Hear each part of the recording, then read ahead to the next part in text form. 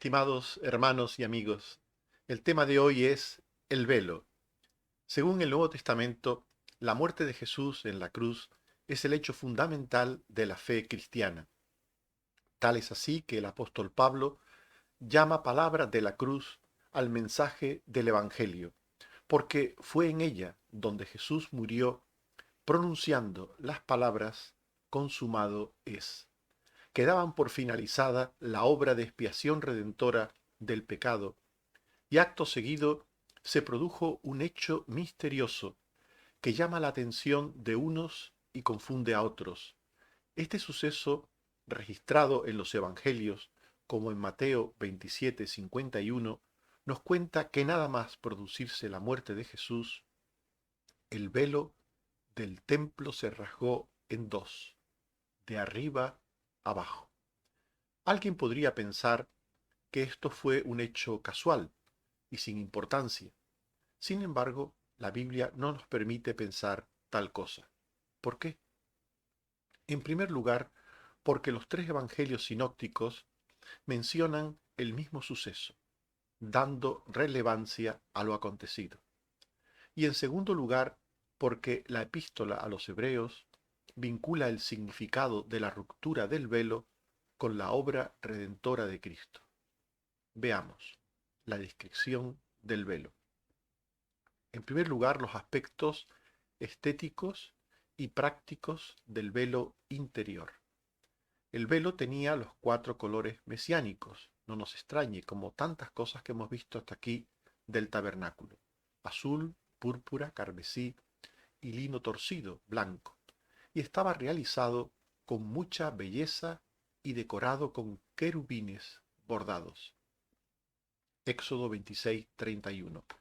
Harás un velo de azul, púrpura, carmesí y lino torcido, será hecho de obra primorosa con querubines. Como ustedes saben, los querubines son un tipo de ángeles. Un tipo de ángeles que están en la presencia del Señor, ángeles poderosos que están en la presencia del Señor. El velo estaba soportado por cuatro columnas de madera de acacia cubiertas de oro y hacía de separación entre el lugar santo y el lugar santísimo. Éxodo 26, 32 al 33. Y lo pondrá sobre cuatro columnas de madera de acacia cubiertas de oro, sus capiteles de oro sobre basas de plata, y meterás allí del velo adentro el arca del testimonio, y aquel velo os hará separación entre el lugar santo y el santísimo. Así pues, este velo era la pared, la demarcación que existía entre el lugar santo y el lugar santísimo, lo que hacía que cada espacio fuese un espacio particular, concreto, dedicado cada uno a un asunto particular. Los aspectos rituales y de culto vinculados al velo interior. Aarón no podía cruzar el velo cada vez que él quería. Levítico 16, 2.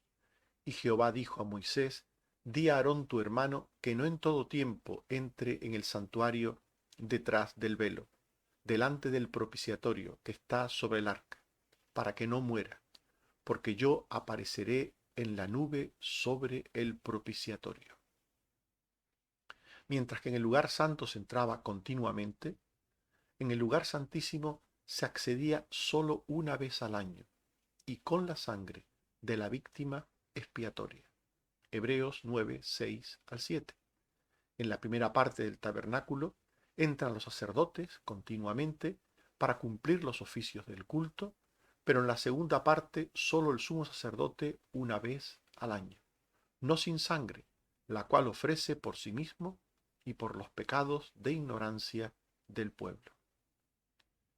Así pues, hemos descrito el velo en su lugar de ubicación entre el lugar santo y el lugar santísimo. ¿Cuál es la enseñanza espiritual del velo, de este velo interior entre lugar santo y lugar santísimo?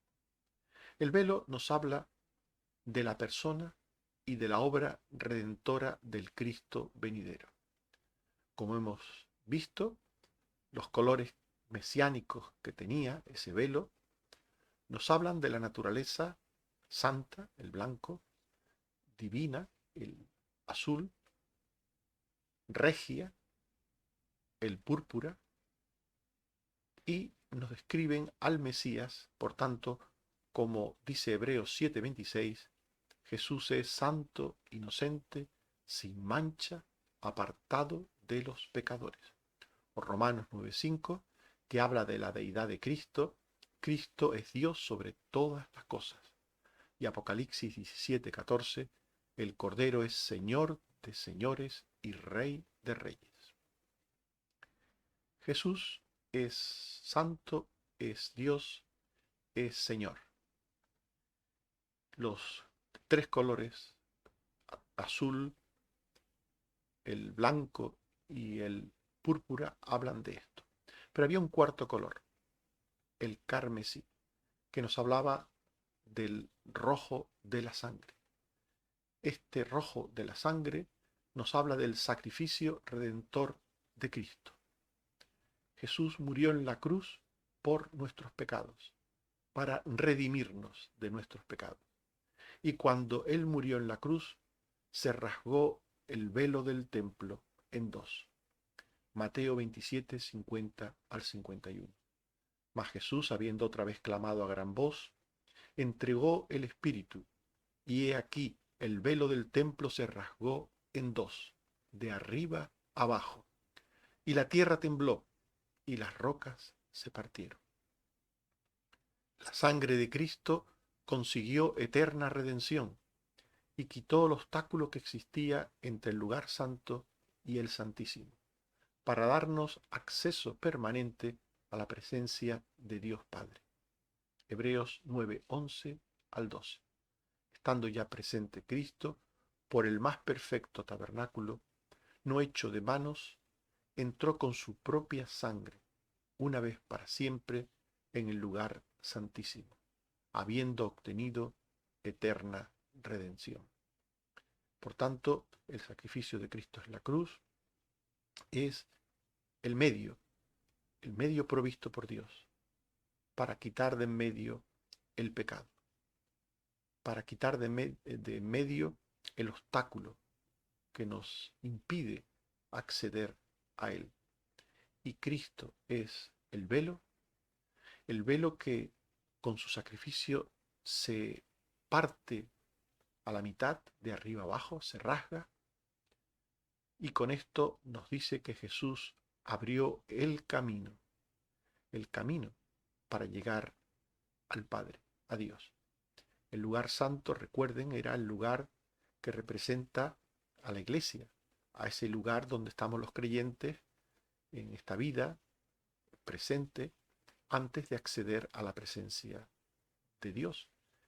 La iglesia es un lugar santo, no santísimo, es el lugar donde los creyentes estamos aprendiendo a ser justos, buenos, misericordiosos, pero no llegamos nunca a ser perfectos en esta vida.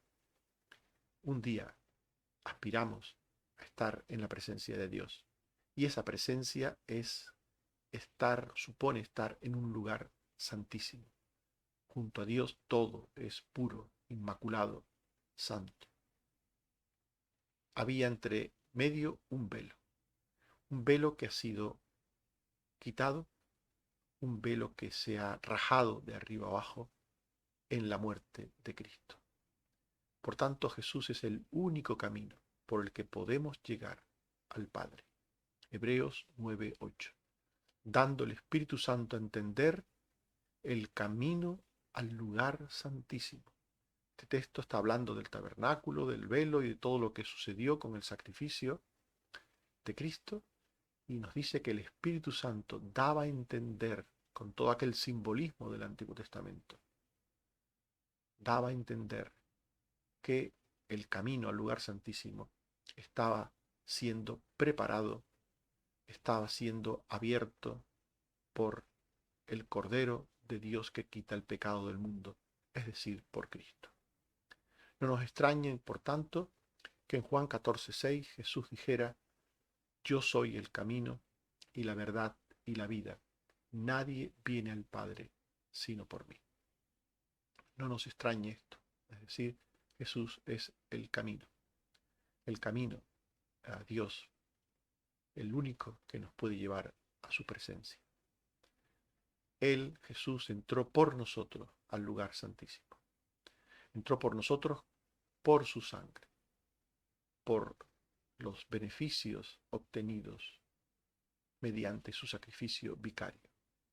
Y entró por nosotros para darnos libertad de acceso a la presencia de Dios. Hebreos 6:19 al 20. La esperanza penetra hasta dentro del velo, donde Jesús entró por nosotros como precursor. Jesús entró dentro del velo. Dentro del velo quiere decir pasó al lugar santísimo. Entró dentro del velo por nosotros, como precursor. Hebreos 10:19, teniendo libertad para entrar en el lugar santísimo por la sangre de Jesucristo. Así pues, Jesús entró por nosotros a la presencia de Dios. Él ascendió a la presencia de Dios después de morir y de resucitar. Ascendió a la presencia de Dios y está allí con su sangre, con su sacrificio, permanentemente ofreciéndose por nosotros. Entró por nosotros para darnos la santidad sin la cual nadie verá a Dios. Hebreos 10:22. Acerquémonos con corazón sincero, en plena certidumbre de fe, purificados los corazones de mala conciencia y lavados los cuerpos con agua pura, dice la palabra de Dios. Por tanto, los creyentes podemos acercarnos a la presencia de Dios. No necesitamos ya sacerdotes, como en el Antiguo Testamento, un mediador que cogiese una víctima, un animal, lo sacrificase por nosotros, lo ofreciese a Dios por nosotros. No necesitamos mediadores humanos. Ya no hay sacerdotes en la iglesia que medien por los creyentes. Cada creyente es un sacerdote de sí mismo, en el sentido de que podemos acceder libremente a Dios a través del sacrificio de Cristo. Dice Hebreos 12:14, seguid la santidad, sin la cual nadie verá al Señor. El camino al lugar santísimo es un camino de santidad. Entre lo santo y lo muy santo es un camino de santidad. Y lo que nos lleva a Dios es el sacrificio de Cristo y la calzada de santidad por la que tenemos que transitar. Este velo del Antiguo Testamento, del tabernáculo, hacía la separación entre lo santo y lo muy santo o santísimo. Y esto es importante hacer aquí un pequeño paréntesis para que veamos y entendamos que nosotros los creyentes estamos en la iglesia, estamos en un lugar santo, si lo comparamos con el mundo, un lugar maravilloso si lo comparamos con el mundo, pero que no es perfecto. Las personas que estamos en el lugar santo no somos perfectas. En ninguna manera somos perfectas. Estamos allí aprendiendo a ser mejores cada día por la palabra de Dios, por la oración, por el servicio, por la comunión de los santos, pero no somos perfectos. En ninguna manera somos perfectos. Por tanto, tenemos un camino vivo, abierto, hacia la presencia de Dios y estamos en ese lugar santo, camino del lugar santísimo, por el camino abierto por Cristo. Así pues, dice 1 Corintios 1:2, a la iglesia de Dios que está en Corinto, a los santificados en Cristo Jesús, llamados a ser santos con todos los que en cualquier lugar invocan el nombre de nuestro Señor Jesucristo. De nuevo un texto que confirma que los creyentes que estamos en Cristo somos santos, somos llamados a ser santos, más santos todavía, estamos en Cristo, pero, como hemos dicho, Esto no significa que seamos perfectos, ni muchísimo menos. En Filipenses 3, 12 a 14, dice el apóstol Pablo, no que lo haya alcanzado ya, ni que ya sea perfecto, sino que prosigo por ver si logro asir aquello para lo cual fui también asido por Cristo Jesús. Y extendiéndome a lo que está delante, prosigo a la meta, al premio del supremo llamamiento de Dios en Cristo Jesús. No lo hemos alcanzado todavía, mientras estemos en esta tierra, estamos en camino de alcanzarlo, pero un día, si Dios quiere, esto será una realidad para nosotros, cuando estemos en la presencia del Señor. Por tanto, estamos en un proceso. La vida cristiana es un proceso, un camino de santidad. Y para ser santos, muy santos, para poder entrar un día en el lugar santísimo, teniendo una santidad real, Dios nos ha dejado los tres medios de gracia que estaban en el lugar santo. Recuerden que en el lugar santo había tres objetos. Estaba el candelabro, estaba el altar del incienso y estaba la mesa del pan de la proposición. Estos tres objetos nos hablan de los medios de gracia que hacen santos a los cristianos. El candelabro nos habla de la luz de la palabra, por la que los creyentes crecemos en el conocimiento de la verdad y de la justicia. En Juan 17, 17 dice, santifícalos en tu verdad, tu palabra es verdad. Y en 2 Timoteo 3, 16 al 17 se dice, la escritura es útil para enseñar, para redarguir, para corregir, para instruir en justicia, a fin de que el hombre de Dios sea perfecto, enteramente preparado para toda buena obra. Aquí aparecen estos dos textos, la Biblia como la verdad, la palabra de Dios como la verdad que enseña, que convence, que corrige, que instruye al creyente para que sea un buen creyente, una buena persona, un buen hijo de Dios, para que esté preparado para toda buena obra. Este es el primer medio de gracia que encontramos en el lugar santo, en la iglesia, la luz de la palabra de Dios. Por eso los creyentes tenemos que tener un contacto constante y periódico con la palabra de Dios. Por eso en la iglesia la principal ocupación de los creyentes es escuchar la predicación de la palabra de Dios, para crecer por ella en santidad. El segundo medio de gracia es el altar del incienso, que nos habla de la oración que hacemos los creyentes. La oración es el medio por el cual descansamos y recuperamos nuestras fuerzas. En 2 de Crónicas 6:39 se dice, tú oirás desde los cielos, desde el lugar de tu morada, su oración y su ruego. Tú oirás desde los cielos, desde el lugar de tu morada. Dios escucha a los suyos cuando claman a Dios desde el lugar santo, desde el lugar donde los creyentes oran. El Señor ha prometido escucharles. Y escucharles para descansarles. Isaías 40:31. Los que esperan a Jehová tendrán nuevas fuerzas. El pecado propio, ajeno, la vida misma, es un constante trabajo y esfuerzo para el alma. Pero los que esperan a Jehová, los que descansan en Dios, los que acuden a Dios permanentemente por la oración y traen ante Él sus cargas, como dijo Jesús, venid a mí todos los que estáis trabajados y cargados, y yo os haré descansar. Por tanto, la oración es el medio por el cual descansamos los creyentes. 2 Timoteo 4:17. El Señor estuvo a mi lado y me dio fuerzas. Y me dio fuerza. Por la palabra comemos, alimentamos el alma, y por la oración descansamos el alma.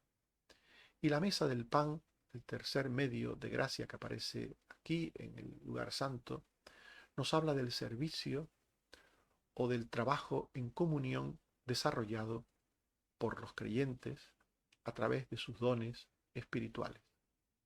En 2 Corintios 8:4 se nos habla del privilegio de participar en este servicio para los santos.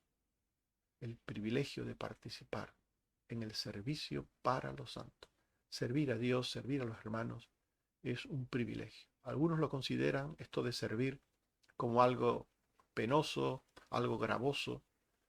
Es triste, es triste. Un verdadero creyente, un verdadero hijo de Dios, considera el servir a Dios como un privilegio, un privilegio. Filipenses 2:17, derramado en libación sobre el sacrificio y servicio de vuestra fe. Un servicio que tiene que hacerse con fe. Tercera de Juan 1:5, amado, fielmente te conduces cuando prestas algún servicio a los hermanos. Fielmente te conduces cuando prestas algún servicio. Debemos, por tanto, servir al Señor en el lugar santo como medio de gracia, no solamente para bien de la obra de Dios y bien de otros, sino bien de uno mismo. Es decir, por el servicio crecemos, igual que crecemos por la palabra y la oración, crecemos por el servicio. Estos tres medios de gracia de los que estamos hablando, la palabra, la oración y el servicio, tienen que ver con el crecimiento del alma del cristiano, igual que en la vida ordinaria, tienen que ver con el crecimiento físico de las personas, el comer, el dormir y el moverse. Para que una persona esté sana y crezca, tiene que comer, tiene que dormir y tiene que moverse, tiene que hacer ejercicio. Si falta una de estas cosas, una persona a nivel físico no estará sana y se morirá. Tenemos que comer, dormir y movernos. Igual sucede en lo espiritual. Tenemos que comer por la palabra de Dios, tenemos que descansar por la oración y tenemos que hacer ejercicio por el servicio. Las tres cosas son necesarias al mismo tiempo, al mismo tiempo. Solo recibir la palabra no es bueno. No es bueno solo leer la Biblia, escuchar predicaciones y nada más. Solo eso no es bueno. Solo comer no es bueno, porque nos hace ser fariseos.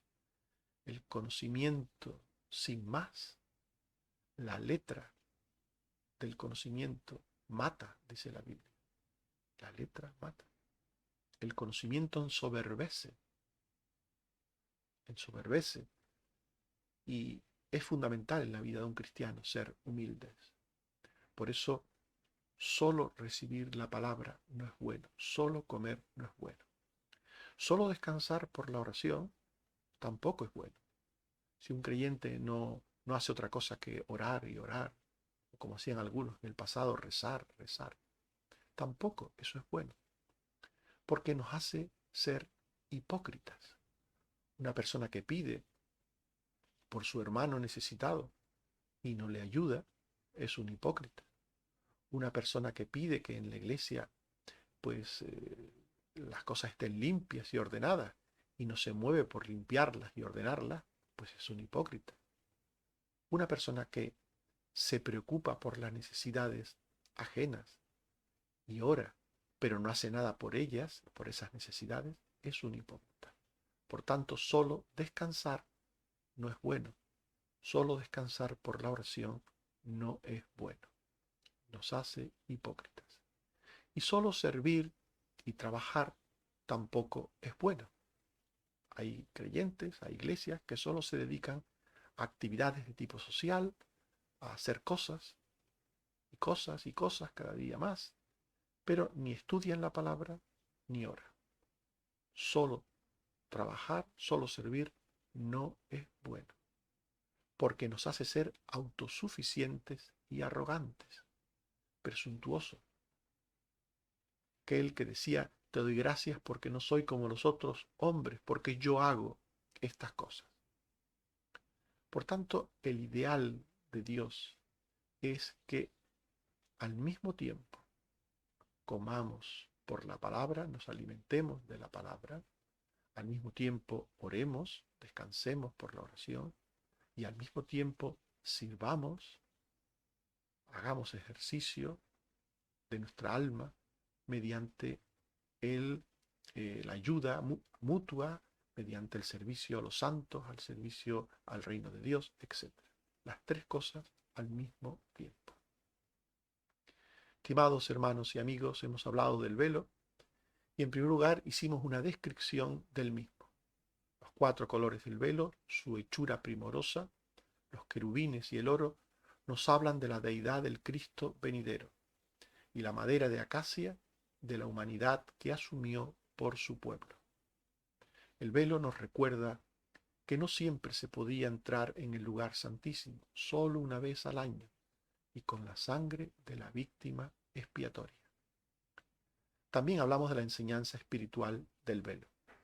Dijimos que el velo habla de la persona y de la obra redentora de Cristo, que a través de su sacrificio rasgó el velo del templo en dos, quitando el obstáculo que nos permite a nosotros los creyentes acceder a Dios. Cristo entró por nosotros en el lugar santísimo para ser el camino al Padre, en la libertad y en la santidad que nos dan la luz de la palabra, la oración y el servicio cristiano. En Juan 14, 5 al 6, le dijo Tomás, Señor, ¿cómo podemos saber el camino? Jesús le dijo, yo soy el camino y la verdad y la vida. Nadie viene al Padre sino por mí. Que el Señor nos ayude a creer en que Dios ha abierto un camino para llegar a Él, que es Cristo el Señor. Que el Señor nos bendiga. Amén. Oremos. Te damos gracias, oh Padre, porque nuestro pecado nos alejó de ti y nos hizo distantes y enemigos y contrarios a tu voluntad, pero en Cristo has abierto un camino para llegar a ti. Gracias porque por medio de la fe nos dices en tu palabra que todo aquel que cree en tu Hijo tiene vida eterna. Bendito seas, Señor. Gloria a tu nombre. Gracias por la salud, por los cuidados que tienes con nosotros, porque sanas al enfermo, porque haces que la embarazada siga adelante en su embarazo, porque haces que el necesitado cubra sus necesidades, que el que tiene desconsuelo sea consolado, y todo, Señor, procede de ti. Bendito seas. Gloria a tu nombre. Por Cristo tu Hijo. Amén. Que el Señor nos bendiga a todos.